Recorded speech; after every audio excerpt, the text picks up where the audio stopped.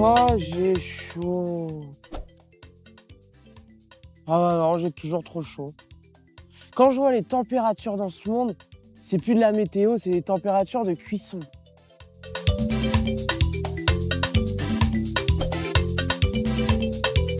Bonjour le monde, je m'appelle Emma et je suis actuellement au siège de l'UNESCO à Paris. Enfin, plus exactement au jardin japonais. La végétation apporte de la fraîcheur. Si à Paris je souffre de la chaleur, il faut savoir que c'est incomparable avec ce que vit le continent africain. En effet, l'Afrique est le continent le plus impacté par les changements climatiques, alors qu'il ne produit que très peu de gaz à effet de serre. Mais je vous propose de donner la parole à Niri, qui en parlera bien mieux que moi. Direction Madagascar. Tamatave, Thomas, première ville de la côte est de Madagascar, ma ville d'enfance. Depuis aussi longtemps que je peux m'en souvenir, cette ville a été au cœur même des effets du changement climatique. Chaque année, elle subit de plein fouet des pluies torrentielles et des cyclones qui traversent l'île Rouge. Et depuis quelques années, ces cyclones se font plus violents, plus imprévisibles, plus fréquents.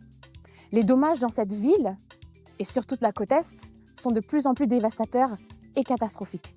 On dit que les cyclones sont de passage, mais les conséquences, elles, durent toute une vie. Aujourd'hui même, les foyers les plus vulnérables peinent encore à se relever du dernier cyclone Freddy qui a traversé l'océan Indien en février 2023. Les familles peinent à reconstruire leur maison, leur commerce, leur famille, leur vie. Nous payons aujourd'hui, de manière trop intense, le poids des changements climatiques. Je m'appelle Nir Ratsarazak et je suis malgache. Pour Madagascar et pour l'Afrique par extension, demain doit être différent.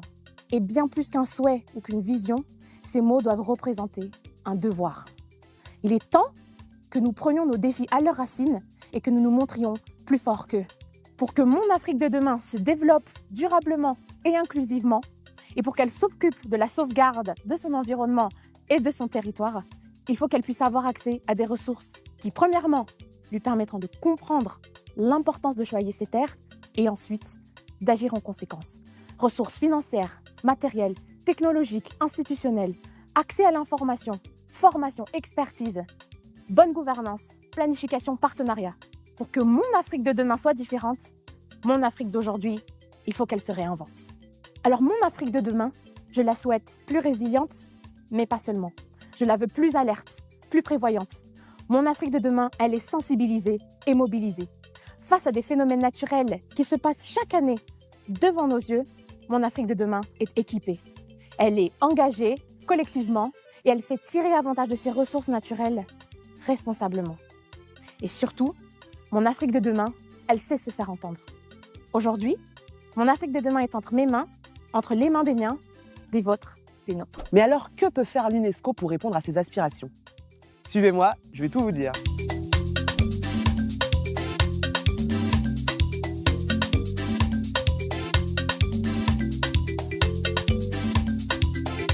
While Africa's contribution to climate change remains minimal, it stands as the most vulnerable region and the least able to cope with its consequences. In 2022, over 110 million people across the continent faced in a direct and devastating manner the repercussions of weather, climate, and water-related hazards. Africa, like other regions, has had to accept that climate change is already happening. The journey to enhancing resilience and adaptive capacity to climate change and disasters is a collective endeavor. It involves a broad spectrum of stakeholders. In this context, UNESCO plays a key role. My name is Ruth Nguma. I am Kenyan and I work for UNESCO. UNESCO arms African member states with the scientific knowledge, tools, and methodologies they require to address hydroclimatic challenges such as floods and droughts. Early warning systems and forecasting platforms have been put in place, and a continental flood and drought monitor has been established in partnership with Princeton University in the United States of America. Country-specific drought and flood monitors have also been put in place, notably in several Southern African countries as well as Cameroon. This effort has improved the ability to focus on hydroclimatic extremes and to develop, test, and evaluate the use of citizen and open science methodologies to build water resilience and management. Moreover, capacity development and implementation of adaptation strategies for water resources has been enhanced in several countries, notably through training and implementation of climate risk-informed decision analysis (CRIDA) methodology. CRIDA adopts a participatory approach to identifying water security risks in Africa with the aim of improving national risk management strategies and of lowering the impact of water-related hazards on vulnerable communities.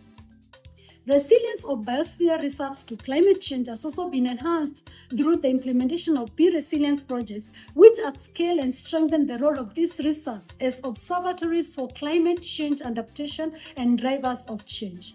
In short, they are learning sites for sustainable development and disaster risk reduction.